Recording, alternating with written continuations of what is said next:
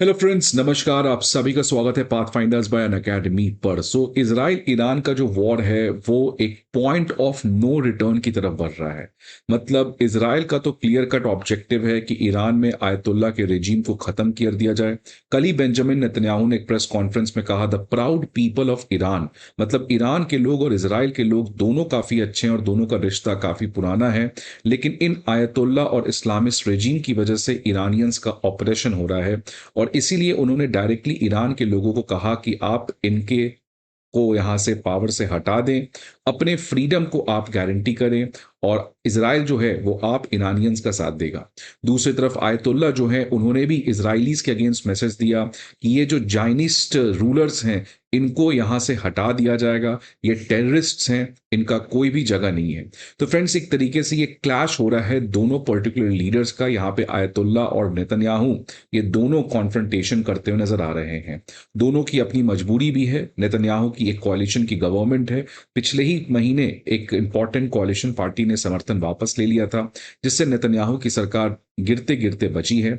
Ayatollah अब बूढ़े हो चुके हैं, बीमारी भी बढ़ चुकी है, और आयतुल्ला के अगेंस्ट खुद बहुत डिसेंट है, बिकॉज ईरान की इकॉनमी आज कंप्लीटली क्रैश है।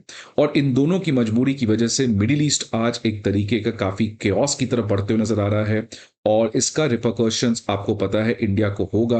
1991 में जब सद्दाम हुसैन ने कुवैत को इन्वेड किया था, उसके बाद भारत में इकोनॉमिक क्राइसिस आया। 1973 में जब ऑयल क्राइसिस आया, उसके बाद G7 बना। तो सेम तरीके का फ्रेंड्स यहाँ पर इसराइल और ईरान, क्योंकि आपको मैं बता दूं, इसराइल अभी तक Hamas, Hezbollah, in non state actors के साथ लड़ रहा था। ईरान एक नॉन स्टेट एक्टर नहीं है, ईरान एक कंट्री है। और ईरान किसी भी कंट्री के पास ऑब्वियसली इतना मिसाइल होता है कि वो दूसरे को बर्बाद कर दे। तो इसीलिए फ्रेंड्स, ये आप ना समझे, या ये गलती हमें नहीं ये गलती हमें नहीं करना पड़ेगा कि इसराइल जो है वो तुरंत जीत सकता है। अगर ऐसा होता तो रशिया भी यूक्रेन में तुरंत जीत जाता। दो कंट्री जब भी आपस में लड़ते हैं तो ये प्रॉक्सी वॉर हो जाता है। अगर इसराइल को कोई डायरेक्टली सपोर्ट कर रहा है तो ईरान को भी इनडायरेक्टली बहुत लोग सपोर्ट कर रहे हैं। तो अगर ये दोनों लीडर्स प्रैग्मेटिज्म, मैच्योरिटी नहीं दिखलाते हैं तो ऑब्वियसली मिडिल ईस्ट में बहुत बड़ा क्योस आ सकता है।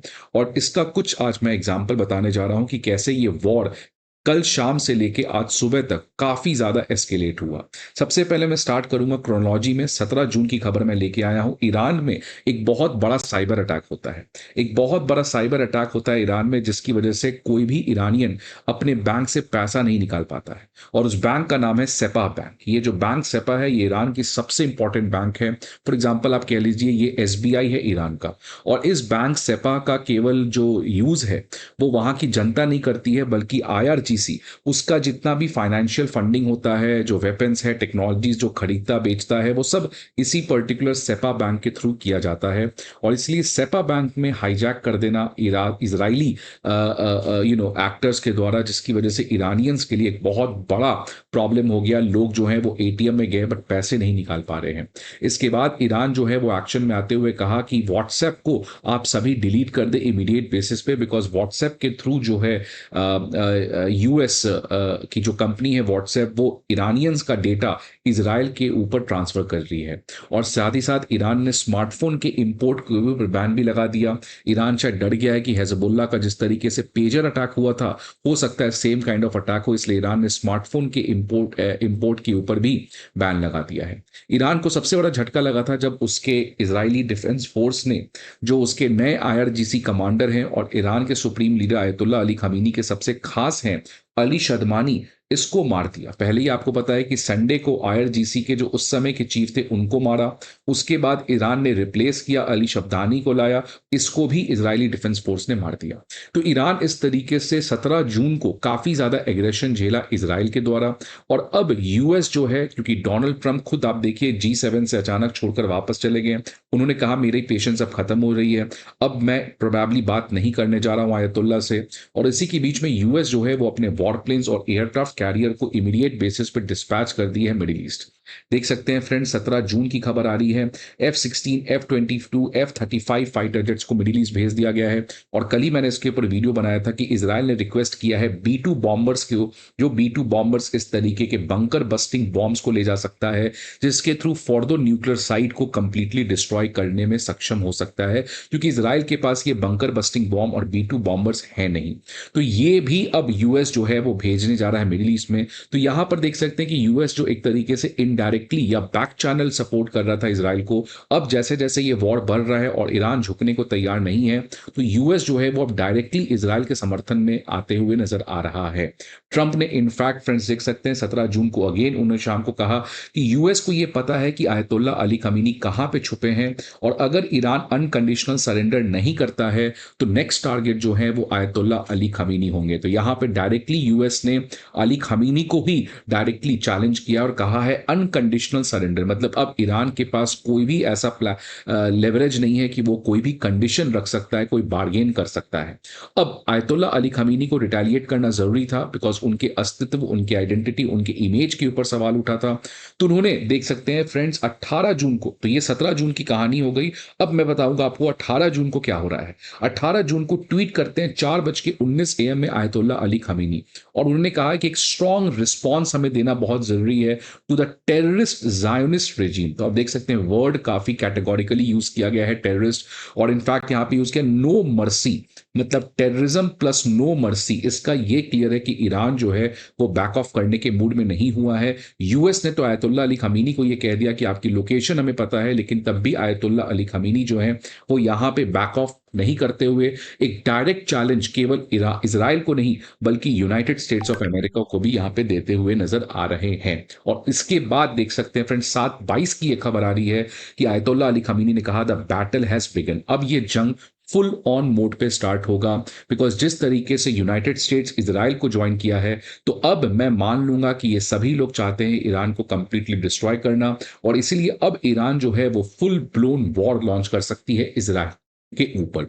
तो फ्रेंड्स ये एक बहुत ही सीरियस एस्केलेशन यहां पे आयतुल्ला अली खमीनी करते हुए नजर आ रहे हैं, पूरे तरीके से रिटेलिएशन करने के मूड में आ रहे हैं। और उसी के बीच में फ्रेंड्स कल रात को आपको मैं बता दूं क्या हुआ कि ईरान ने फतह 1 हाइपरसोनिक मिसाइल इजराइल के ऊपर लॉन्च कर दिया, जिसकी वजह से काफी ज्यादा लोगों की मौत भी हुई। आप देख सकते हैं फ्रेंड्स इजराइल ने खुद कबूला है कि 30 मिसाइल्स जो हैं वो कल रात को ईरान ने लॉन्च किया है, और इसके बाद ईरान ने क्लेम किया है कि हम इजरायली स्काई को कंप्लीटली कंट्रोल करते हैं। बहुत सारे सोशल मीडिया पे वीडियो भी चल रहे थे कि आयरन डोम और पैट्रियट जो है वो फेल हो गई हाइपरसोनिक मिसाइल को इंटरसेप्ट करने के लिए, और बहुत ज्यादा स्ट्रेटेजिक इंफ्रास्ट्रक्चर्स पे ये फतह 1 हाइपरसोनिक मिसाइल को के थ्रू ईरान ने इजराइल के ऊपर लॉन्च किया है। अब फ्रेंड्स मैं एक और बात बता दूं कि इजराइल ने खुद इस पर्टिकुलर चीज के लिए सेंसरशिप जारी कर दिया है, मतलब कोई भी इजरायली इस तरीके के फोटो और वीडियो सोशल मीडिया पे नहीं डाल सकता है। तो ये क्लियर कट है कि इजराइल में भी डैमेजेस तो हो ही रहे हैं, इसलिए डोनाल्ड ट्रंप ने भी कहा कि दोनों कंट्री में आज काफी ज्यादा प्रॉब्लम देखने को मिल रहा है। इसी बीच में यूएस को समझ में आ गया कि आने वाले समय में चीजें और खराब हो सकती है, और यूएस ने इमीडिएटली जेरूसलम में अपने एम्बेसी को बंद कर दिया। फ्रेंड्स जेरूसलम में एम्बेसी को बंद करने का मतलब कि यूएस को पता है कि ईरान जो है वो इजराइल के ऊपर एक बड़ा अटैक कर सकता है। इनफैक्ट चाइना ने भी यही कहा है अपने लोगों को कि आप तुरंत इजराइल से निकलें, बिकॉज इजराइल के ऊपर एक सिग्निफिकेंट डैमेज हो सकता है। तो फ्रेंड्स इसीलिए हमें एक बात ये क्लियर है कि इजराइल और ईरान इस समय ऑब्वियसली इजराइल और यूएस का अगर मैं कॉम्बिनेशन देखूं तो बहुत ज्यादा डेडली है, बहुत ज्यादा लीथल है। इजराइल की इंटेलिजेंस एजेंसीज का कोई तोड़ नहीं है, लेकिन ईरान के पास भी एक सिग्निफिकेंट एडवांटेज है। उसके पास जो एक ह्यूमंगस आर्सेनल है हाइपरसोनिक मिसाइल का, वो काफी ज्यादा है, और बैक चैनल चाइना और रशिया का सपोर्ट आ ही रहा है। आपको पता है फ्रेंड्स चाइना के कुछ कार्गो प्लेन्स भी लैंड हुए थे अपने ट्रांसपॉन्डर को ऑफ करके, सो दैट वो डिटेक्ट नहीं कर पाए। तो बहुत कुछ चल रहा है फ्रेंड्स, और इसीलिए हमें बस ये नहीं सोचना चाहिए कि ईरान जो है वो तुरंत हार जाएगा। डोनाल्ड ट्रंप को भी यह समझना चाहिए कि डोनाल्ड ट्रंप उस प्रॉमिस से आए थे कि रशिया यूक्रेन का वॉर रोक देंगे, वो तो रुका नहीं। दूसरी तरफ एक और मिडिल ईस्ट में वॉर बढ़ते हुए नजर आ रहा है।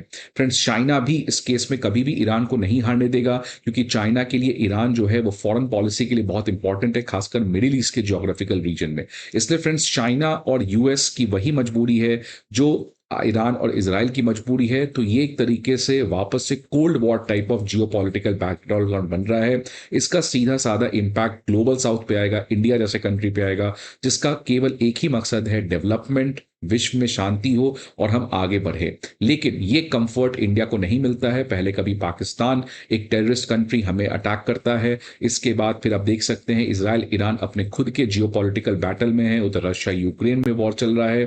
सो जिसकी वजह से फ्रेंड्स काफ़ी सारी चीज़ें इस समय उथल-पुथल मची हुई है। आपके क्या व्यूज़ है फ्रेंड्स इज़राइल ईरान के बारे में? Please let me know in the comment box. I hope आपको ये वीडियो अच्छा लगे। See you again some another video. Till then good bye and take care.